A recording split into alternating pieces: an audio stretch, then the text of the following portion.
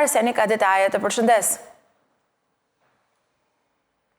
Ida, vetëm pak qasë më parë në ambientet e SPAK, deputeti socialist Tërmet Peqi dhe ish kryebashkiaku i TVL-s është paraqitur në këtë prokurori pa shoqërinë e një avokati i vetëm, çka tregon se ai ka një fletëthirrje si deklarues për në dieni për rrethanat e një procedimi apo një veprë penale.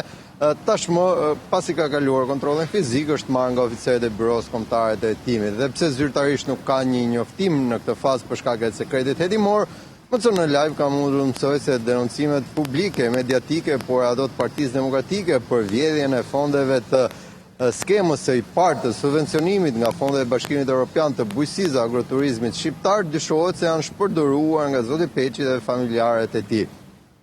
Edhe për te denoncime mediatika ai nuk ka mbajtur një qëndrim, por një hetim tashmë është i hapur, i kërkuar dhe nga zyra e prokurorit Bashkimit Evropian Olaf, me cilën SPAK ka një marrëveshje bashkëpunimi, por jo vetëm, dhe rihapja e procedimit penal për fondet e IPART, të cilat BE ka pezulluar për më shumë se sa 2 vitesh tashmë, ku e dyshuar është ish-ministre e bujqësisë Frida Krifca, e cila po ashtu ka qenë dhe drejtoresha e Agjencisë Zhvillimit Rural dhe Bujqësor AZBR, për cilën denoncimet nuk kanë munguar, dyshimet, po ashtu hetimet të cilat vijojnë dhe SPAK është shprehur se po për fondet e IPART dhe AZBR-n, hetimet janë ende të hapura. Po Ida.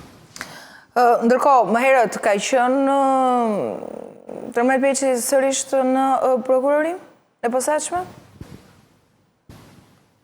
Jo, në fakt është shtera e parë që zoti Peqi është në prokurorinë e posaçme.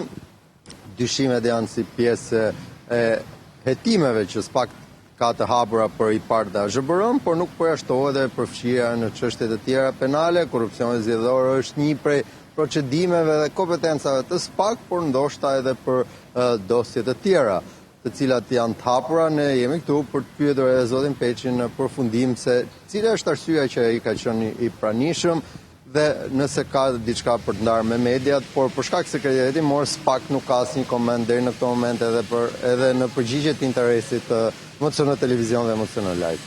Në kuptoj. Ndërkohë, çfarë dim për hetimet se i takon IPART-it?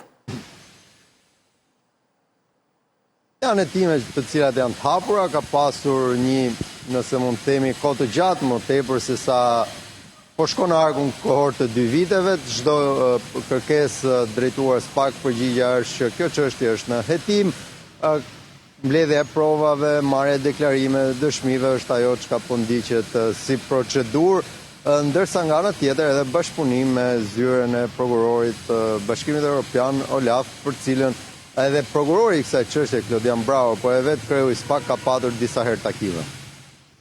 E qartë, ndërsa do të presim nëse do të flasë ose jo Tërmet Peqi, i cili ka qenë i vetëm, besoj pa prezencën e avokatit.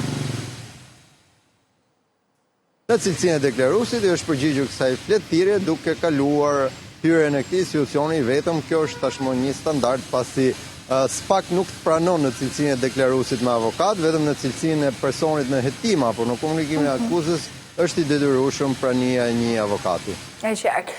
Mirë, se më faleminderit për gjithë sa solle në vëmendje, nëse do të ketë zhvillime të tjera ne do të jemi sërish së bashku.